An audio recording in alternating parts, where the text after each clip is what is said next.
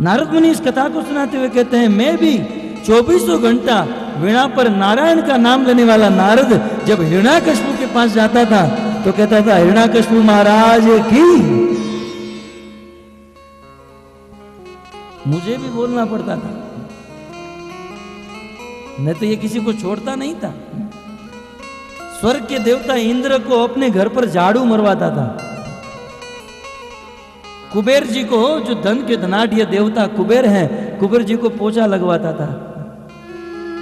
भागवत में बात आई है, जब भगवान नरसिंहदेव हिरण्याकश्यप को मारते हैं तब इंद्र, कुबेर, चंद्र सब लोग आते हैं, अच्छा हुआ प्रभु इसे मार दिया, जीवन में कभी झाड़ू नहीं मारा था, ये अपने महल में झाड़ू मरवाता था, पोछा लगवाता था। अच्छा हुआ प्रभु आपने मार दिया इसे। ऐसा प्रचंड शासन। भक्तों, हिरण्याकश्यप के आतंक की कथा भी बहुत लंबी है,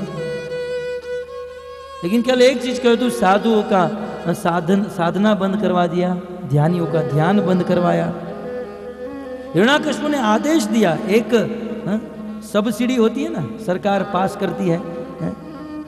हिरण्याकश्यप ने एक ठहराव पास करवाया। क्या बोले, इस संसार में जो लोग भक्ति करते हैं, साधना करते हैं, भजन करते हैं, वह सबको भोजन पानी बंद, और जो लोग हमारी तरह मांसाहार करते हैं, दूसरों के ऊपर हिंसा करते हैं, दूसरों को दूध देते हैं, उसको सब्सिडी दे दो, सबको एक एक बंगला दे दो, सबको मुफ्त में इलेक्ट्रिसिटी दे दो, बिजली फ्री में, और 3 टाइम का भोजन उनको दे दो। और यहां तक कि हिरण्याकश्यप इस पृथ्वी के जितने भी वृक्ष थे, जितने भी खेत थे, ये वृक्ष को, खेत को धमकाता था। ये आम जो होती है ना, आम, केरी, आम की योनि के पास जाकर कहता था कि तुमको 12 महीने, साल भर आम देना है, और नहीं दिया तो ये हिरण्याकश्यप जीवित नहीं छोड़ेगा तुम्हें। जो अनाज, जो फल साल में 3 महीने आते हैं, हिरण्याकश्यप 12 महीने लेता था। वास्तव में इस संसार में ये खेती करने वालों के लिए उपदेश है कि खेती जो है वह भी शास्त्र के आधार पर होनी चाहिए। आज कुछ लोग दवाई डालकर और रसायन डालकर, इंजेक्शन मार के फल को उगाते हैं, अनाज लेते हैं, और पृथ्वी से एक ही साल में 3-3, 5-5 बार उत्पादन ले लेते हैं। तो जरूरत से ज्यादा पृथ्वी से उत्पादन ले लेना, यह भी आसुरी प्रकृति का स्वभाव है। उसे भी हिरण्याकश्यप कहा गया है। किसानों को भी अपनी मर्यादा में रहना होगा। तो इस प्रकार हिरण्याकश्यप तीनों लोक पर आतंक करने लगा। सभी देवी देवताओं को बंदी बना लिया, रोज मारता था, पीटता था। नारद जी कहते हैं, एक दिन की बात,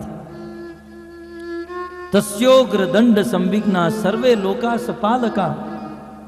हिरण्याकश्यप के आतंक से समस्त लोकपाल सहित समस्त देवता दुखी हो गए, और अन्यत्र अलब्ध शरणा शरणम ययुर अच्युतम। कहीं उनको शरण न मिलने से ये सब लोग भगवान विष्णु की शरण में गए, भगवान विष्णु की शरण में गए। वैसे शरीर से नहीं गए, अपने शरीर से भगवान के धाम में, भगवान के मंदिर में नहीं जा सकते थे, क्योंकि जो लोग मंदिर में जाते थे उनका तो हिरण्याकश्यप धड़ से मस्तक अलग कर देता था। ये लोग अपने मन ही मन भगवान के शरण में गए, मन से ही भगवान को याद किए। तस्यै नमोस्तु काष्ठाय। भगवान जिस दिशा में रहते हैं उस दिशा को हम प्रणाम करते हैं, और उस दिशा की महिमा का वर्णन करते हुए कहते हैं, यद गत्वा न निवर्तन्ते। हम उस दिशा को प्रणाम करते हैं जहाँ भगवान रहते हैं, और उस दिशा में यदि कोई व्यक्ति एक बार भी चला जाता है तो वापस इस पृथ्वी में फिर कभी नहीं आता है, सदा सदा के लिए वैकुंठ में रहता है। ये भगवान का धाम का स्वभाव है। इस संसार में बारंबार जन्म लेना, जन्म मृत्यु जरा व्याधि में फंसना, दुखी होना, पुनरपि जन्मम पुनरपि मरणम पुनरपि जननी जठरे शयनम, बार बार दुखी होना। एक बार भी उस दिशा में कोई चला गया वैकुंठ, तो फिर वह कुंठित जगत में वापस नहीं आता है। समस्त देवता अपने हाथ जोड़कर भगवान को प्रणाम किए और निरंतर भगवान को स्तुति करने लगे। और भक्तों स्तुति के साथ साथ कहते हैं उपतस्तु ऋषिकेश विनिद्रा वायु भोजना। स्तुति के साथ और दो चीज की। देखिए हमें भगवान की भक्ति करनी है, लेकिन भगवान की भक्ति करते हुए दो चीज साथ में होनी चाहिए, विनिद्रा और वायु भोजना। विनिद्रा का अर्थ होता है निद्रा को कम करना। भगवान के भजन में जो लोग साधना में लगे हैं, साधना में लगे हुए लोगों को चाहिए अपनी निद्रा को वश में करें। कुछ लोग इतना सोते हैं लगता है ये कुंभकर्ण का दूसरा अवतार है, इसका जन्म ही सोने के लिए हुआ है। वास्तव में इस संसार में जो निद्रा को वश में नहीं कर सकते हैं, निद्रा के ऊपर विजय प्राप्त नहीं कर पाए, वो संसार में कुछ प्राप्त नहीं कर पाएंगे, हार जाएंगे संसार। निद्रा को वश में करना है, कम से कम निद्रा और ज्यादा से ज्यादा। और वायु भोजना, वायु को ही अपना भोजन बना लिया, अर्थात खाना बंद कर दिया। देवतागण और सभी लोकपालगण उपवास करने लगे और जैसे ही भगवान को स्तुति करने लगे, सोना बंद कर दिया और भोजन को वश में कर लिया। तुरंत तेषाम आविर्भूत वाणी, भगवान उनके सामने प्रकट हो गए। मेघ गंभीर या गिरा, भगवान की वाणी मेघ के समान थी। और भगवान ने समस्त लोकपाल देवताओं को कहा, मां भैष्ट विबुध श्रेष्ठा, हे परम बुद्धिमान देवताओं, मां भैष्ट डरो मत, सर्वेशाम भद्रमस्तु, आप सबका कल्याण हो। मत दर्शन ही भूतानाम सर्वे श्रेयोपपत्तये, मेरा दर्शन संसार में रहने वाले लोगों के लिए सर्वश्रेष्ठ मंगलमय है, आप चिंता मत करो। लेकिन देवताओं ने कहा, प्रभु क्यों चिंता न करे, ये हिरण्याकश्यप ने हमको अपना नौकर बना लिया है और जीवन में आज तक किसी की नौकरी नहीं की हमने। तब भगवान कहते हैं, चिंता मत करो। यदा देवेषु वेदेषु गोषु विप्रेषु साधुषु धर्मे मयि च विद्वेष सवा आसु विनश्यति। इस संसार में जब कोई देवेषु देवताओं का अपमान करता है, वेदेषु वेदों का अपमान करता है, भगवान कहते हैं कि इन लोगों का अपमान करने वाला तुरंत नष्ट हो जाता है, खत्म हो जाता है। अतः देवताओं का अपमान नहीं होना चाहिए, वेदों का अपमान नहीं होना चाहिए, शास्त्र का। कुछ लोग शास्त्रों का अपमान करते हैं, भागवत का अपमान करते हैं, और भागवत को सुनकर जीवन में न उतारना, यह भी एक भागवत का अपमान ही है। और ऐसा व्यक्ति तुरंत नष्ट हो जाएगा। भगवान कहते हैं, यदा देवेषु वेदेषु गोषु विप्रेषु साधुषु, जब कोई व्यक्ति गाय का अपमान करता है, ब्राह्मण का अपमान करता है और साधु का, भक्त का अपमान करता है और धर्म के साथ द्वेष करता है, धर्म का पालन नहीं करता है, ऐसा व्यक्ति तुरंत नष्ट हो जाता है। अतः हिरण्याकश्यप तुरंत नष्ट हो जाएगा, चिंता मत करो। देवताओं ने कहा, प्रभु आप घुमा फिरा कर बात मत करो, सीधा सीधा बताओ कौन सी तारीख को आप आओगे और कब हिरण्याकश्यप को मारोगे, क्योंकि हम लोग बहुत दुखी है। तब जब देवताओं ने भगवान को खुलासा करने के लिए कहा, तब भगवान कहते हैं, निर्वैराय प्रशांताय स्वसुताय महात्मने प्रहलादाय यदा द्रुयेत निश्चय पी वरोर्जितम। अपने पवित्र शुद्ध मेरे भक्त पुत्र अपने प्रहलाद के ऊपर जब हिरण्याकश्यप द्वेष करेगा, प्रहलाद को जब मारने का प्रयास करेगा, मैं तुरंत प्रकट होकर हिरण्याकश्यप का वध कर दूंगा। देवताओं ने याद कराया, प्रभु आप आओगे हिरण्याकश्यप को मारोगे, लेकिन जानते नहीं हो हिरण्याकश्यप को ब्रह्मा जी ने वरदान दिया है।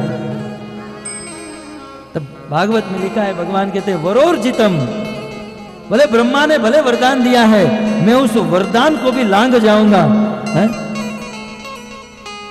उस वरदान को तोड़कर हिरण्याकश्यप को मार डालूंगा, चिंता मत करो। मेरे भक्त से द्वेष करने वाला इस संसार में जीवित नहीं रहता है। जिन जिन लोगों ने भगवान के भक्तों से द्वेष किया, उन लोगों का इस संसार में बुरा हुआ है।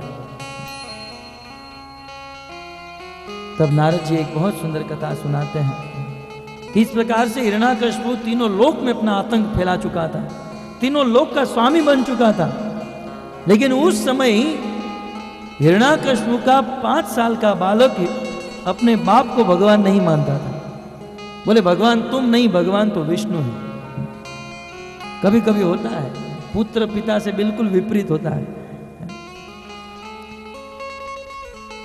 हिरण्याकश्यप के 4 पुत्र थे, प्रहलाद, दुहलाद और एक और प्रहलाद,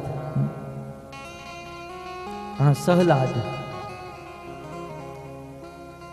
प्रहलाद हिरण्याकश्यप के पुत्र हैं और उनको पढ़ने के लिए गुरुकुल में भेजा है।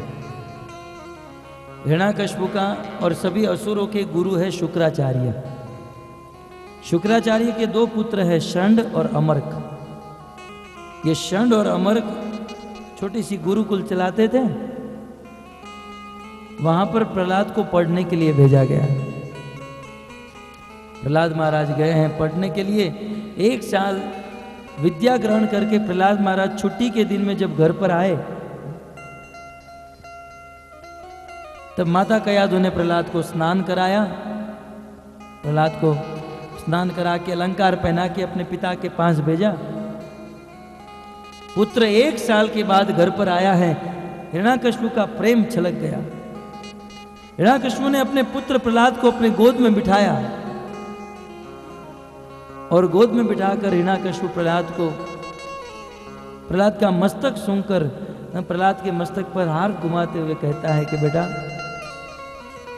तूने 1 साल तक गुरुकुल में विद्या प्राप्त की। प्रहलाद 1 वर्ष तक तुम गुरुकुल में पढ़े हो, तो इन 1 वर्ष में तुम्हें जो विद्या प्राप्त हुई इनमें से सबसे अच्छी विद्या कौन सी लगी? हिरण्याकश्यप को लगा कि प्रहलाद कहेगा मुझे दाव पेच बहुत अच्छा लगा, किसी राजा के साथ युद्ध करना ये अच्छा लगा, या प्रजा से कैसे कर वसूली करना ये मुझे अच्छा लगा। प्रहलाद महाराज ने मन में सोचा ये पिताजी मुझे नहीं पूछेंगे, इसी में समझदारी है। प्रहलाद ने कहा छोड़ो ना पिताजी। नहीं नहीं बेटा बताओ, तुमने जो शिक्षा ग्रहण की है उनमें से सबसे अच्छी शिक्षा कौन सी लगी? जब बार बार हिरण्याकश्यप ने कहा तब प्रहलाद ने कहा सुनो पिताजी, तत साधु मनिये असुरवर्य देहि नाम सदा समुद्विग्न धियाम असद्ग्रहात् हितवात्म पातम गृहंध कूपम वनम गतो यत हरिमाश्रयेत। संस्कृत में, इसलिए आप लोग नहीं समझे। पिताजी ने पूछा कि सबसे अच्छी शिक्षा कौन सी लगी? प्रहलाद कहते हैं कि हे असुरों के सरदार। प्रहलाद महाराज कभी भी अपने जीवन में अपने पिता को पिता नहीं कहे, असुरों के सरदार, असुरों के सम्राट कहते थे। क्यों? क्योंकि पिता तो उसे कहा जाता है जो अपने पुत्र को भगवान की भक्ति में लगाए। अपने पुत्र को भगवान से दूर करने वाला पिता पिता नहीं, वो तो असुरी है। अतः प्रहलाद कहते हैं कि हे असुरों के सरदार, और हिरण्याकश्यप को बुरा भी नहीं लगता था।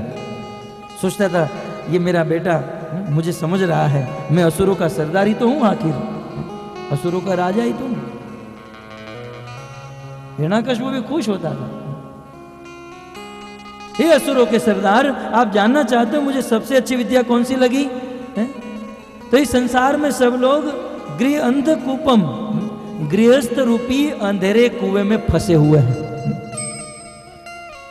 और संसार की जंजाल में फंसकर सदा उनकी बुद्धि उद्विग्न रहती है। ऐसे दुखी जीव को पिताजी आपको चाहिए, आप भगवान की माला लेकर वृंदावन में जाकर हरे कृष्ण महामंत्र जपो और अपना उद्धार करो। जैसे ही हिरण्याकश्यप ने सुना कि मैं तीनों लोगों का ईश्वर और मेरा बेटा विष्णु की भक्ति करने कह रहा है, मुझे उपदेश दे रहा है, तुरंत क्रोधित हो गया, बिल्कुल लाल पीला हो गया। लेकिन एक ही सेकंड में हिरण्याकश्यप सोच लिया कि ये तो 5 साल का बालक है, कुछ भी बक सकता है। इनके गुरु को बुलाओ। षंड और अमर को बुलाया गया। बोले तुम्हारा बाप क्या बोल रहा है? मैंने इसको कहा कि सबसे अच्छी विद्या कौन सी लगी, तो ये कहते हैं कि विष्णु का नाम लो, कृष्ण का महामंत्र जपो, यही सबसे अच्छी विद्या। क्या यही सिखाने के लिए तुम्हारे पास भेजता हूं? क्या तुम यही पढ़ाते हो मेरे शत्रु की भक्ति? षंड अमर करते हैं सरकार, हमने आपके पुत्र को यह नहीं सिखाया, पता नहीं ये कहां से सीख गया।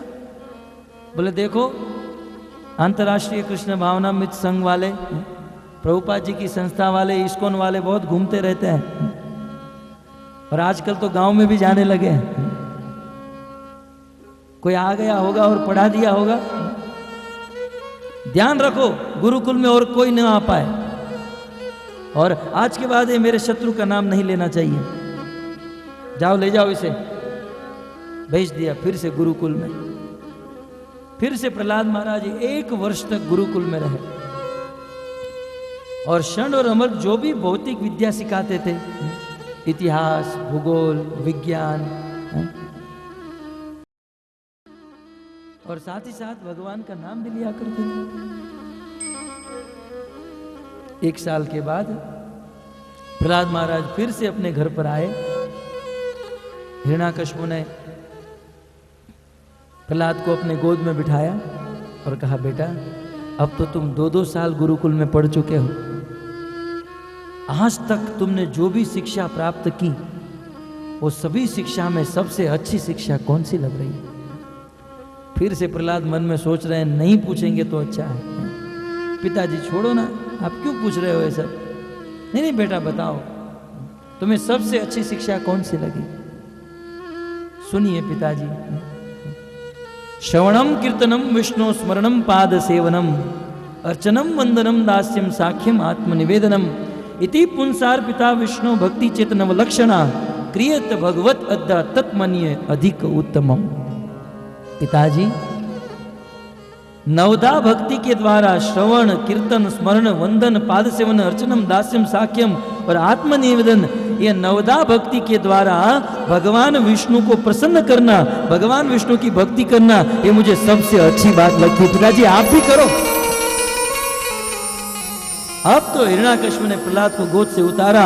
षंड अमर बोले क्या बोल रहा है? दोनों गुरुजी कांपते हुए हिरण्याकश्यप के पास आए और अब तो ये सोचने लगे ये मार डालेंगे हमें। बोले क्या बोल रहा है? विष्णु की भक्ति करना, नवदा भक्ति करना, क्या यही तुम इसको सिखा रहे हो? तब षंड अमर कहते हैं, सरकार हमने इनको नहीं सिखाया, न मत प्रणीतम न पर प्रणीतम। तो हिरण्याकश्यप ने कहा बाहर से कोई आया होगा, आप लोगों ने ध्यान नहीं रखा होगा। नहीं सरकार, हमने नहीं सिखाया और बाहर से भी कोई नहीं आया, तो ये विष्णु का नाम क्यों ले रहा है? ये विष्णु की भक्ति क्यों कर रहा है? सरकार न जाने ये अपनी मां के गर्भ से ही सीख कर आया है। ये आपका जो पुत्र है नैसर्गिकीयम मतिरस्य राजन, हे राजन आपके पुत्र की स्वाभाविक जन्मजात विष्णु में रति है। भक्तों इसका कारण क्या था जानते हैं? एक बार प्रहलाद के सहपाठी बालकों ने प्रहलाद को पूछ लिया, क्योंकि प्रहलाद कभी कभी स्कूल में भी प्रवचन शुरू कर देते थे। तो प्रहलाद के मित्रों ने प्रहलाद को पूछा, प्रहलाद ये सब ज्ञान तुझे कहां से प्राप्त हुआ? बोले तू तो 24 घंटा हमारे साथ गुरुकुल में रहता है और तेरे घर में भी कोई साधु संत आ नहीं सकते, क्योंकि तेरा बाप हिरण्याकश्यप वो तो साधुओं को देखकर पीटने लगता है। न तो तेरे घर पे कोई साधु आया होगा, न तो यहाँ पर कोई साधु संत आए हैं, न तो हमने कभी देखा है। ये ज्ञान प्रहलाद तुझे कहां से उत्पन्न हुआ? तब प्रहलाद महाराज कहते हैं कि ये ज्ञान मुझे प्राप्त हुआ एक संत की कृपा से। भक्तों, जब हिरण्याकशिपु तपस्या करने के लिए गया था ना, तब देवराज इंद्र को पता चला कि हिरण्याकशिपु तपस्या करने गया है और उनकी पत्नी कयाधु के गर्भ में एक संतान पल रही है। इंद्र ने सोचा कि एक तो असुर है और आतंक फैला रहा है और दूसरा असुर जन्म लेगा, इसलिए तुरंत इंद्र कयाधु के पास आया और कयाधु का अपहरण करके स्वर्ग में ले जा रहा था। रास्ते में नारद मुनि मिले। नारद जी ने इंद्र को कहा, इंद्र कहां जा रहे हो? स्वर्ग में स्त्रियां कम पड़ गई है कि इसका अपहरण करके ले जा रहे हैं? बोले नहीं महाराज, इसके गर्भ में एक असुर पल रहा है, हिरण्याकशिपु का लड़का पल रहा है। तब नारद जी ने कहा, इंद्र इस कयाधु के गर्भ में असुर नहीं, कयाधु के गर्भ में भगवान विष्णु का परम भक्त महाभागवत प्रहलाद पल रहा है। विष्णु का भक्त इसके गर्भ में है। यह सुनते ही हिरण्याकशिपु ने अपने, क्षमा कीजिए, इंद्र ने अपने हाथ से तलवार छोड़ दी। इंद्र कयाधु के चरणों में दंडवत कर लिया। कयाधु की 3 परिक्रमा करके इंद्र चले गए। और उस समय हिरण्याकशिपु की पत्नी कयाधु नारद जी का दर्शन करके पवित्र हो चुकी थी। नारद जी से 2 वरदान मांगे, प्रभु आप मुझे 2 वरदान दीजिए। एक तो जब तक मेरे पति तपस्या करके वापस न आए तब तक मेरा प्रसव न हो, मैं मेरे पुत्र को अपने गर्भ में रख सकूं, ये शक्ति दीजिए। और दूसरा, जब तक हमारे पति वापस नहीं आते हैं तब तक आप मुझे भागवत कथा का श्रवण कराइए। प्रहलाद महाराज अपने सहपाठी बालकों को कहते हैं कि मैंने ये ज्ञान मेरी माँ के गर्भ में, जब नारद मुनि मेरी माँ को भागवत सुना रहे थे, तब पेट में बैठा बैठा मैं भागवत का ज्ञान ग्रहण कर रहा था। ये गर्भ से सीख कर मैं आया हूं। आज के संसार की गर्भवती नारी के लिए अद्भुत उपदेश है कि जब कोई नारी गर्भवती होती है तब उसे भागवत, गीता और रामायण पढ़नी चाहिए, क्योंकि जो संस्कार बालक को गर्भ में मिलते हैं वो बाहर आकर नहीं मिलते हैं। परंतु आज की महिला गर्भवती होती है, घर का काम करना नहीं होता है, मैके चली जाती है और वहां जाकर टीवी देखती है। रिमोट कंट्रोल हाथ में होता है, सोते सोते टीवी देखती है। और टीवी में भी 2 प्रकार के फिल्म होते हैं। एक होती है प्रेम कथा, लव स्टोरी, और एक होता है फाइटिंग, युद्ध वाला। गर्भवती स्थिति में वह महिला फिल्म देखती है कि हीरो हीरोइन को लेकर भाग गया, और जब उसके गर्भ से बच्चा जन्म लेता है तो बड़ा होकर वही किसी लड़की को लेकर भाग जाता है, क्योंकि यही सीखा है गर्भ में। और यदि फिल्मों में किसी का झगड़ा देखा है तो लड़का बड़ा होकर किसी से झगड़ा करके घर पर आता है, चोरी करता है। फिर कहते हैं मेरा बच्चा क्यों बिगड़ रहा है? क्योंकि तू गर्भवती थी तब टीवी देखा था। कुछ लोग कहते हैं हमारे बच्चे क्यों बिगड़ रहे हैं, हम तो उसे गलत संस्कार नहीं दे रहे हैं, लेकिन आपने पहले से ही गर्भ में गलत संस्कार दे रखे हैं। अतः प्रत्येक स्त्री को, प्रत्येक गर्भवती नारी को, जब वह गर्भवती है तब भगवान की कथा सुननी चाहिए, भगवत सत्संग करना चाहिए। तो इस प्रकार प्रहलाद महाराज षंड और अमर कहते हैं, महाराज ये अपने गर्भ में ही सीख कर आया है, जन्मजात, जन्म से ही विष्णु के प्रति इसका प्रेम है, बाहर से किसी ने नहीं सिखाया। तब हिरण्याकशिपु ने कहा, प्रहलाद तू यह कह रहा है कि संसार में विष्णु की भक्ति करना ही सबसे बड़ी चीज है? बोले हाँ। बोले पिताजी आप भी करो, नहीं तो आप भी एक ना एक दिन मरोगे। बिल्कुल अभय होकर 5 साल का बालक है, पूरी दुनिया हिरण्याकशिपु से कांपती है, लेकिन ये निर्भय होकर उपदेश दे रहा है पिताजी मैं तो कहता हूं आप भी भजन करो, नहीं तो आपका बहुत बुरा होगा। तब हिरण्याकश्यप ने कहा प्रहलाद तो कहता है कि विष्णु की भक्ति ही सर्वश्रेष्ठ है। यदि विष्णु की भक्ति सर्वश्रेष्ठ होती तो संसार के सब लोग विष्णु की भक्ति करने चाहिए। सब लोग विष्णु की भक्ति क्यों नहीं करते हैं? तब प्रहलाद महाराज कहते हैं पिताजी इस संसार में सब लोग विष्णु की भक्ति इसलिए नहीं कर पाते हैं क्योंकि मति न कृष्णे परत स्वतो वा मिथो विपद्येत गृह व्रतानाम अदांत गोपी विशताम तमिस्त्रम पुनः पुनः चरवित चरवणानाम। मति न कृष्ण, संसार के लोगों की मति बुद्धि कृष्ण में इसलिए नहीं लग रही है क्योंकि संसार के लोग एक व्रत लेकर बैठे हैं। कौन सा व्रत? बोले गृह व्रत। व्रत तो बहुत होते हैं, जया पार्वती व्रत, सोमवार, मंगलवार, एकादशी व्रत, लेकिन संसार के लोग ने कौन सा व्रत लिया है? गृह व्रत।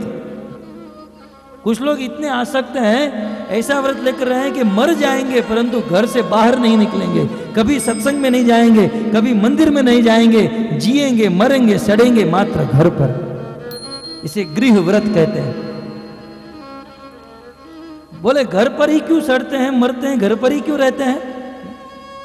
छुट्टी के दिनों में भी घर पे ही पड़े रहते हैं। ये नहीं कि आज चलो छुट्टी का दिन है कुछ सत्संग में जाए, भजन में जाए। क्योंकि अदांत गो भी, गो माने इंद्रिया, क्योंकि संसार के लोगों की इंद्रिया जो है अपने काबू में नहीं है, वश में नहीं है। अपनी ये भौतिक इंद्रियों को तृप्त करने के लिए रात दिन मेहनत में लगे हैं। रात दिन जन्म से लेकर मृत्यु तक, सुबह से लेकर शाम तक रात दिन संसार के लोग मेहनत करते हैं। क्यों? सुख भोगतने के लिए। परंतु इस संसार में सुख नाम की वस्तु नहीं है भक्तों।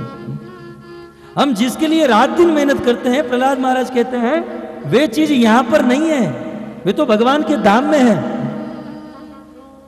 लेकिन शास्त्र के ज्ञान के भाव में इस जगत से लोग सुख ढूंढना चाहते हैं। गोस्वामी जी ने तो लिख दिया कि यदि पत्थर को पेलने से तेल निकल जाए, ये कभी हो नहीं सकता है।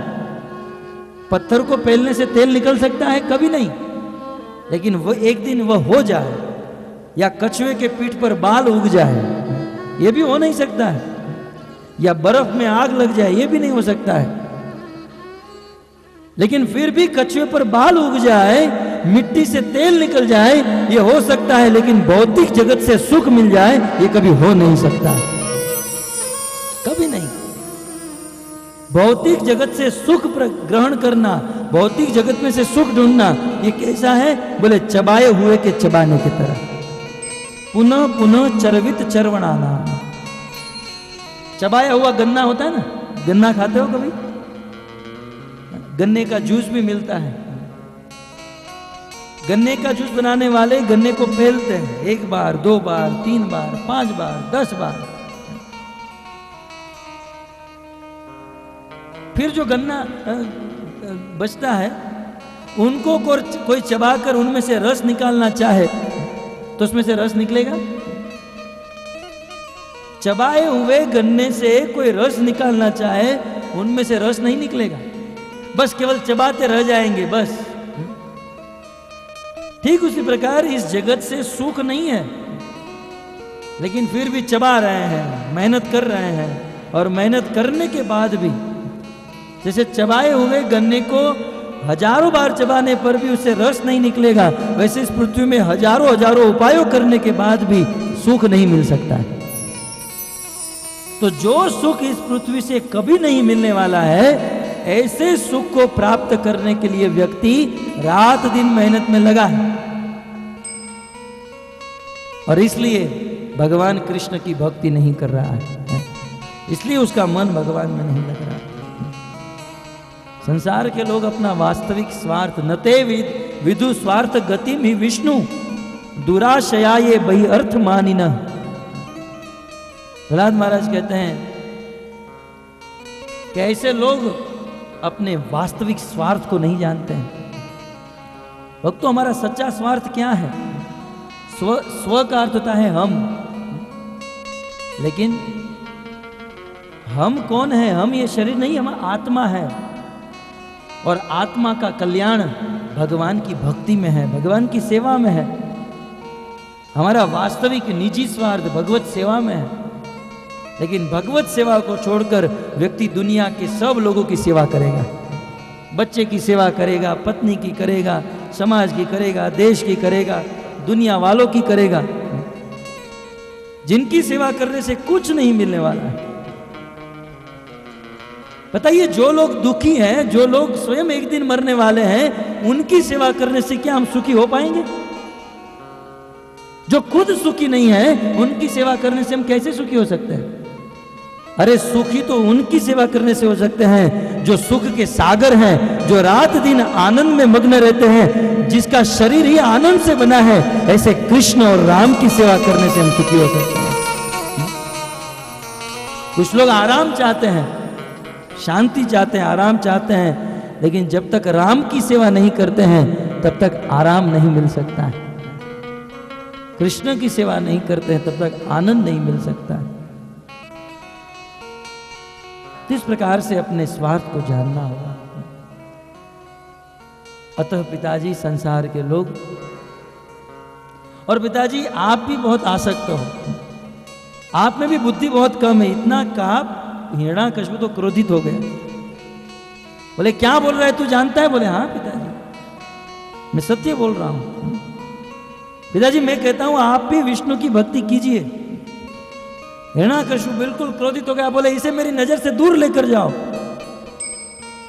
देते ये चंदन वने, हम असुरों का समाज चंदन के समान है, और ये चंदन के खेत में बबूल का वृक्ष उग गया है, गुलाब के खेत में धतूरा उग गया है, इसे काट डालो, इसे नष्ट कर दो। हिरण्याकश्यप ने एक नीति बताई, यदि शरीर में कोई अंग सड़ जाता है, यदि आपको जीवित रहना है तो उस अंग को काट देना होगा। ये दैत्यों के, असुरों के चंदन रूपी वन में बबूल उग गया है, इसे काट दो, इसे मार डालो। दिग्गजय दंड सुकेश अभिचारा वपात ने प्रहलाद को मारने का बहुत प्रयास किया गया। विष्णु पुराण में विस्तार से वर्णन है भक्तों। सर्वप्रथम प्रहलाद को हाथी के नीचे कुचलने का प्रयास किया गया है। बड़े बड़े दिग्गज हाथी मंगाए गए, प्रहलाद को छोड़ दिया, हाथियों को छोड़ा। लेकिन जैसे ही हाथी प्रहलाद के पास पहुंच जाते थे, मान लो 400 की स्पीड में कोई गाड़ी आ रही है और अचानक ब्रेक लग जाए, वैसे हाथी अचानक खड़े रह जाते थे। बड़े बड़े हाथियों के प्रहार से प्रहलाद की मृत्यु नहीं हुई। तब जाकर हिरण्याकश्यप ने कहा कि इस दुष्ट प्रहलाद को विषैले सर्प के भरे हुए कमरे में बंद कर दो। एक कमरा था, उस कमरे में अनेक विषैले सर्प थे, और उस कमरे में प्रहलाद को बंद किया गया। वह सर्प प्रहलाद को डसने लगे, अनेक डंक मारे।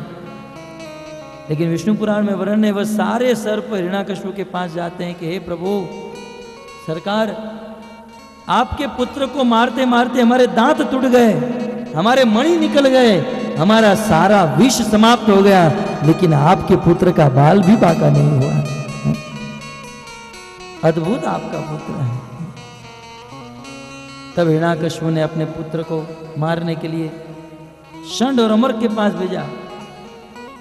उस समय उनके ही गुरु षंड और अमर्क ने अपनी जटा को उखाड़कर एक कृत्या को उत्पन्न की, और उस समय वह कृत्या अपने हाथ में त्रिशूल लेकर प्रहलाद को मारने के लिए दौड़ी। जैसे ही वह त्रिशूल प्रहलाद की छाती में लगा, उस त्रिशूल के 1000 टुकड़े हो गए, सहस्त्र। तब उस कृत्या ने सोचा कि मेरा त्रिशूल ऐसे ही समाप्त हो गया। बोले प्रहलाद महात्मा है, मुझे आदेश देने वाले ही गलत है।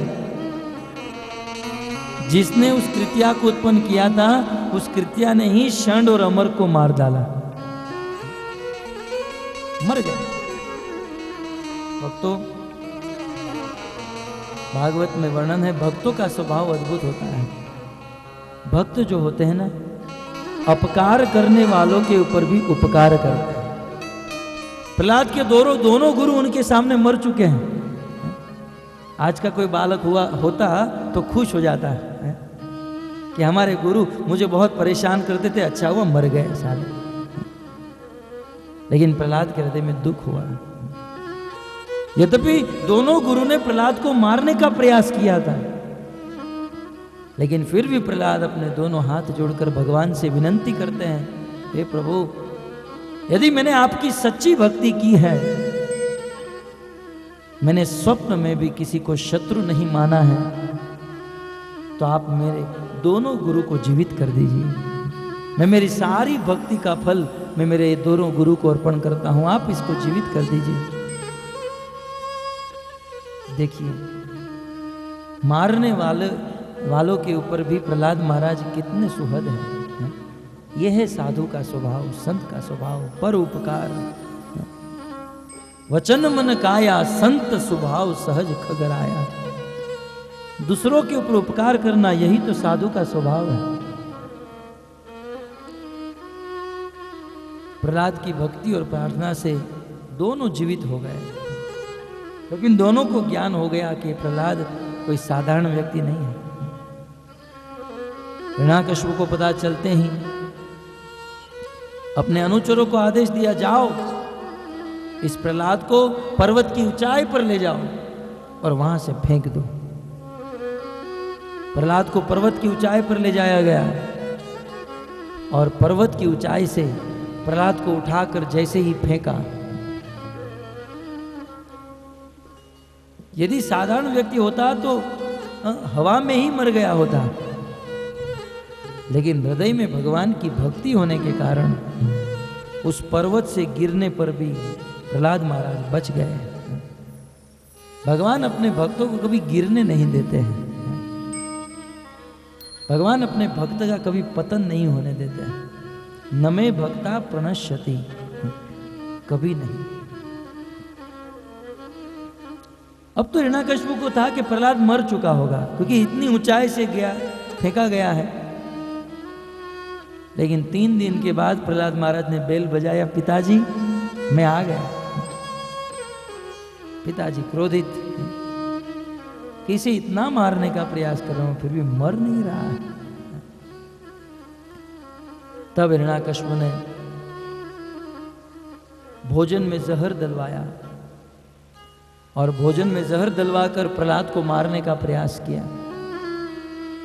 प्रहलाद जानते थे भोजन में जहर है, जैसे मीराबाई को भी जहर दिया गया था, परंतु कृष्ण का नाम लेकर जैसे ही मीराबाई ने वह जहर पिया, वह जहर अमृत हो गया। प्रहलाद महाराज ने भगवान विष्णु का नाम लेकर जहर ग्रहण किया, वे जहर अमृत के समान, प्रहलाद का कुछ नहीं बिगाड़ सका। तत्पश्चात पुराणों में वर्णन है, होलिका आई, हिरण्याकश्यप की बहन होलिका ने कहा, मुझे ऋषि मुनियों का वरदान है, मुझे अग्नि नहीं जला सकती है, आप एक काम करो, चिता बनाओ और मेरे गोद में प्रहलाद को बिठा दो, अग्नि प्रहलाद को जला देगी और मैं बच जाऊंगी। वैसे ही किया और जैसे ही चिता जली, आग लगी, ऋषियों का वरदान फेल हो गया, वह होलिका जल गई और प्रहलाद की विजय हुई।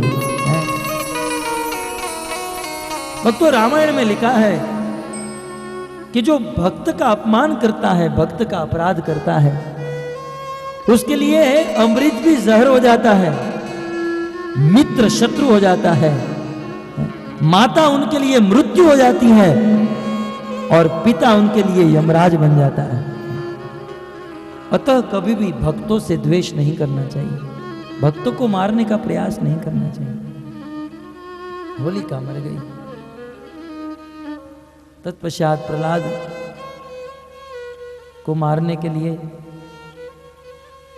हिरण्याकश्यप ने अपने अनुचरों को कहा, बार बार मारने पर भी ये नहीं मर रहा है, एक काम करो, इस प्रहलाद को बीच महासागर में ले जाओ,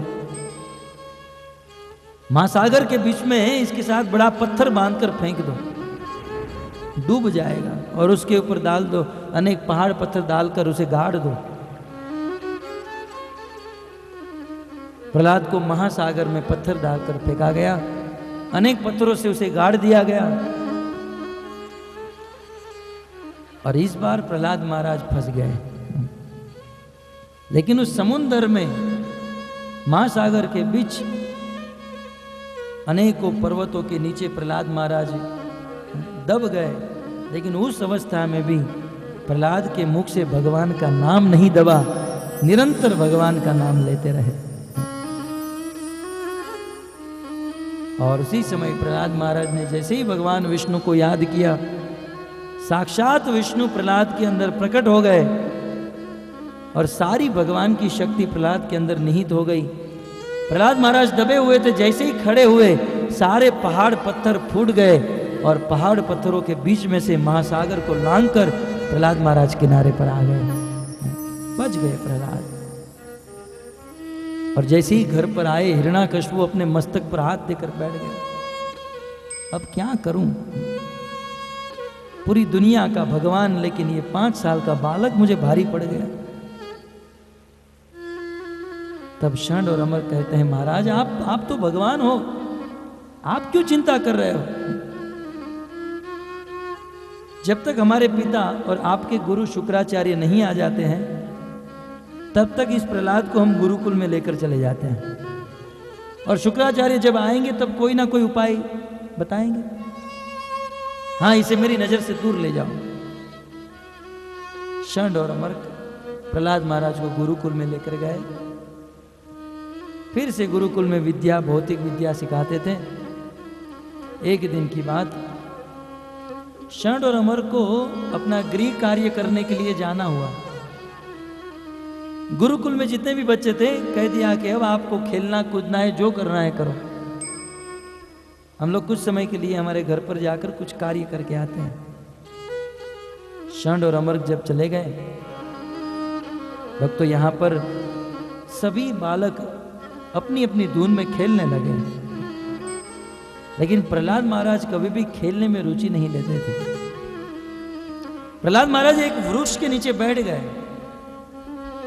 और बैठकर अपने सभी मित्रों को, सभी सहपाठी बालकों को बुलाने लगे। हे मेरे मित्रों, यहां आओ, मैं आपको एक बात कहना चाहता हूं।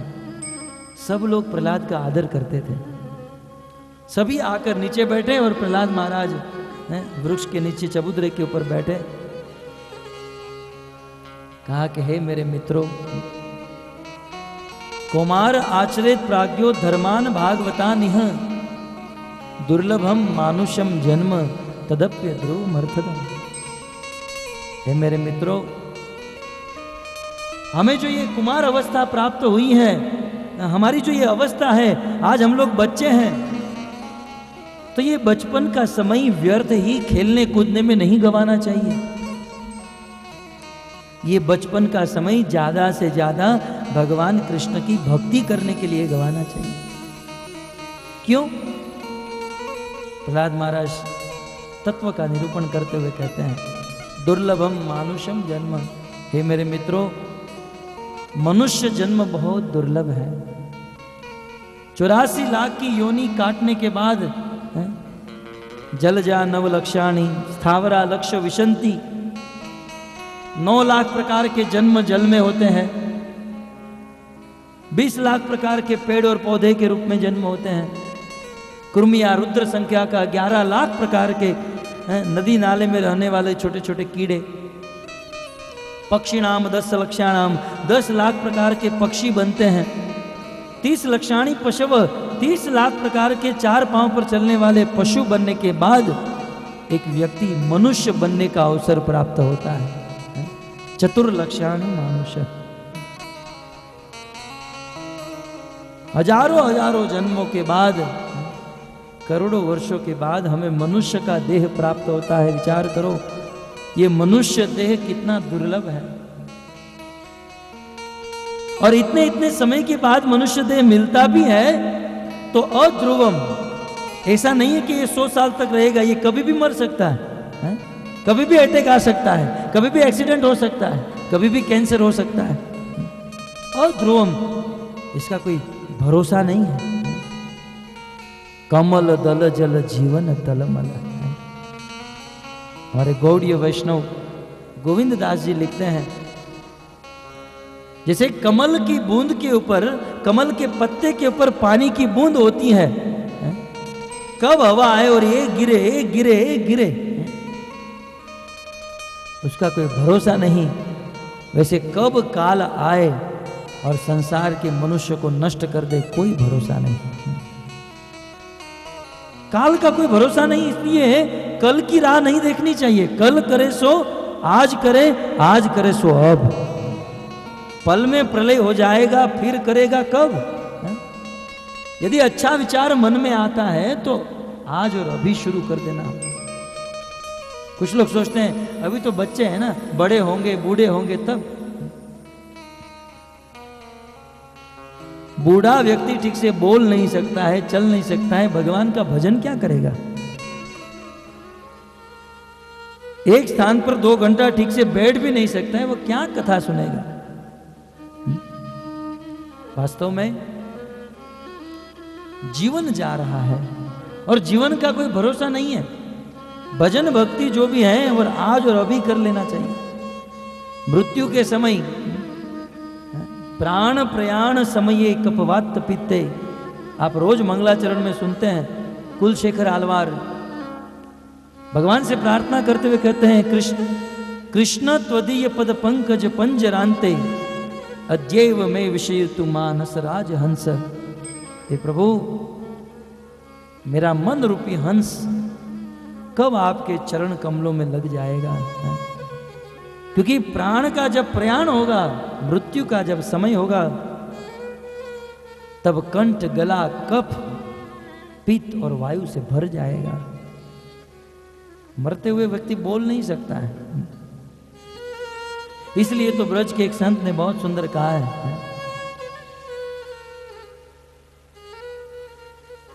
क्या कहा?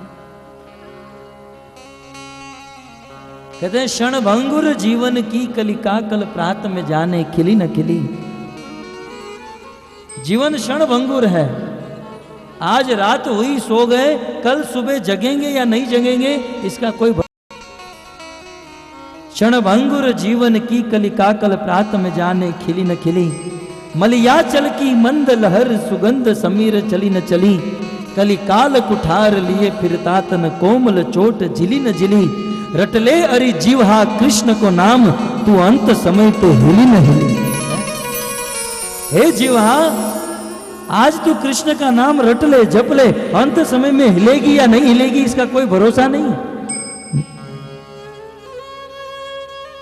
अतः प्रहलाद महाराज अपने सहपाठी बालकों को कहते हैं,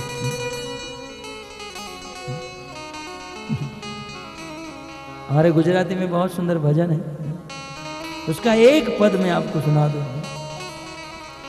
लगन नु टाणु एक दिन आवशे जीव राजा, जान तारी जबर जोड़ावशे।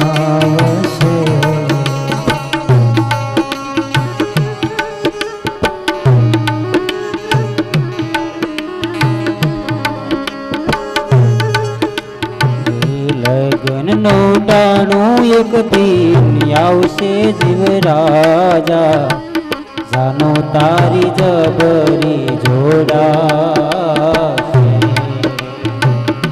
आया तो तारी एक दिन थर थर ध्रुजशे, अन्ना पानी दानव मांगशे।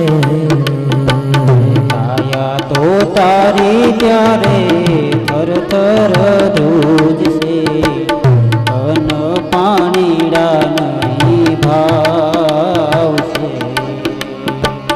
लगन नु टाणु एक दिन आवशे जीव राजा, जान तारी जबरी जोड़ावशे। लगन नु टाणु एक दिन आवशे जीव राजा, जान तारी जबरी जोड़ाशे। तो अद्भुत भजन है, लेकिन गुजराती में है, आपको समझ में नहीं आएगा। भजन सुनते ही हृदय में वैराग्य उत्पन्न हो जाता है। बोले लोग सोचते हैं कि जीवन में एक बार शादी होती है, लेकिन ये संत कहते हैं एक बार नहीं, जीवन में 2 बार शादी होती है।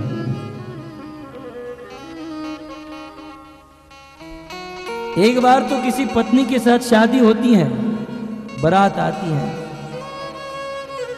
और जीवन में दूसरी शादी अंतिम समय पर होती है, बहुत बड़ी बारात होती है,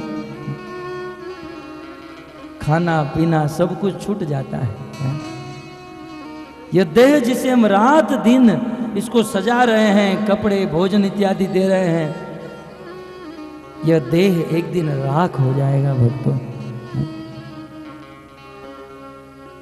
लेकिन राख होने से पहले यदि इस देह से भगवान का नाम निकल गया तो मरने के बाद भी हम अमर हो सकते हैं। मरना अवश्य है, और ऐसा नहीं है कि हम एक दिन मरेंगे, हम रोज मर रहे हैं।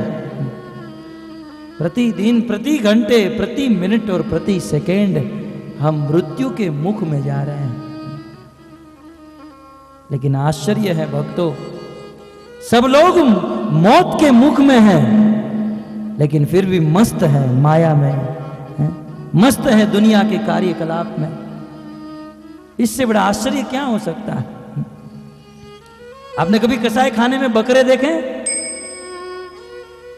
कसाई खाने में बकरे बंधे होते हैं और लोग मांस खरीदने के लिए आते हैं तो एक बकरे को पीछे ले जाते हैं, काट कर फिर टांग देते हैं। 10 बकरे खड़े होते हैं और 10 देखते हैं कि अभी तो 10 थे, एक चला गया, अभी 9 बचे। तब बकरे पूछते कहां गया हो? बोले वो टंग गया ऊपर। वो बकरे देखते हैं कि बस अभी मेरा नंबर है, बस अभी मैं टंगने वाला हूं, मरने वाला हूं, लेकिन फिर भी वह वहां से छूटने का प्रयास नहीं करता, बस अपना घास खाने में मस्त है। ठीक उसी प्रकार इस संसार में अहनि अहनि भूतानि गच्छन्ति यमालयम, एक दिन में हजारों लोग मरते हैं। हमसे बड़े मर गए, हमसे छोटे मर रहे हैं, हमारे आजू बाजू में रहने वाले सब लोग मर रहे हैं। लेकिन आश्चर्य की बात यह है कि संसार में रहने वाला व्यक्ति यह नहीं सोचता है कि मुझे भी एक दिन मरना है। संसार में सबसे बड़ा आश्चर्य है, इन हाथों से हमने कितनों को जला दिया है? हमारे सामने कितने जलकर मर गए, लेकिन एक बार भी व्यक्ति अपने लिए नहीं सोचता है कि मुझे भी एक ना एक दिन मरना होगा, और मरने से पहले मैं मरने की तैयारी कर लूं। संसार में देखो, लोग रात दिन मेहनत करते हैं, क्यों? करोड़पति बनना है। कुछ लोग मेहनत करते हैं क्यों? क्योंकि हम अमेरिका जाएंगे, मुंबई जाएंगे। शिल प्रभुपाद जी लिखते हैं कि आप रात दिन मेहनत करते हो, करोड़पति बनो या न बनो, अमेरिका जाओ या न जाओ, लेकिन मृत्यु तो आपके जीवन में निश्चित आएगी। भक्तों, जो दिन हमारे जीवन में आने वाला है उसके लिए एक बार भी मेहनत नहीं करते हैं, और जो करोड़पति कभी नहीं बनने वाले उसके लिए रात दिन मेहनत करते हैं। सबसे बड़ा आश्चर्य है। अतः हमें बुद्धिमान बनना चाहिए। प्रहलाद महाराज की इस बात को जीवन में उतारना चाहिए। प्रहलाद महाराज कहते हैं, दुर्लभम मानुषम जन्म, मनुष्य जीवन जन्म बहुत दुर्लभ है। यही बात भगवान रामचंद्र अपने अयोध्या में रहने वाले अयोध्यावासी को कहते हैं, बड़े भाग मानुष तन पावा, सुर दुर्लभ मुनि संत रुगावा। मनुष्य, मानुष तन, मनुष्य का शरीर जो मिला है ना, बहुत बड़ा भाग्य है। सुर दुर्लभ, बड़े बड़े देवताओं को भी दुर्लभ ये मनुष्य शरीर आज हमको मिला है। क्यों? गांजा पीने के लिए, नशा करने के लिए? ये मनुष्य जीवन मिला है भगवान का भजन करने के लिए। गोस्वामी तुलसीदास जी लिखते हैं, जिन हरि भगति हृदय नहीं आनी, जीवन शव समान सो प्राणी। मनुष्य जीवन प्राप्त करके भगवान का भजन नहीं करते हैं, वो मनुष्य मनुष्य नहीं, वो तो जिंदा लाश के समान है, मृत देह के समान है। क्योंकि जिस उद्देश्य से ये मनुष्य जीवन भगवान ने दिया है, वो उद्देश्य तो हम कर नहीं रहे। ये शरीर दिया है, ये शरीर की रचना हुई है भक्ति करने के लिए, लेकिन भक्ति को छोड़कर दुनिया का सब कुछ करते हैं। दुर्भाग्य है हमारा। अतः प्रहलाद महाराज की बात को जीवन में उतारना चाहिए भक्तों। ये मनुष्य जीवन दुर्लभ है और उसमें भी अध्रुवम, इसका कोई निश्चित नहीं है। अतः इसलिए यथा ही पुरुषेस्य विष्णु पादोपसर्पणम, हम सब लोगों को चाहिए बुद्धिमान होकर शास्त्र का ज्ञान ग्रहण करके शास्त्र के अनुसार भगवान की भक्ति करने का प्रयास करें। तब प्रहलाद महाराज के जो छोटे छोटे बच्चे थे, उन्होंने पूछा, प्रहलाद तुम कहते हो कि कृष्ण की भक्ति करो, यदि कृष्ण की भक्ति करेंगे तो ऑफिस में कौन जाएगा? कृष्ण की भक्ति करेंगे और अन्य कुछ नहीं करेंगे तो हम लोग दुखी हो जाएंगे। प्रहलाद महाराज बहुत सुंदर बात कहते हैं, सुखम ऐन्द्रिकम देत्या देह योगे न देहि नाम। इस संसार में सब लोग सुखी होने के लिए प्रयास करते हैं, लेकिन फिर भी दुख आ रहा है कि नहीं? दुखी होने के लिए कोई मेहनत नहीं करता है। बिना मेहनत किए जैसे जीवन में दुख आ रहे हैं, वैसे ही बिना मेहनत किए सुख आएंगे। जो कर्म में लिखा है वो आएगा। इसलिए तत्प्रयासो न कर्तव्य, अति प्रयास अति मेहनत इन सुख को भोगतने के लिए नहीं करनी चाहिए। वे प्रयास वो मेहनत भगवान की भक्ति करने के लिए होनी चाहिए, और वह भगवान की भक्ति बचपन से करनी होगी।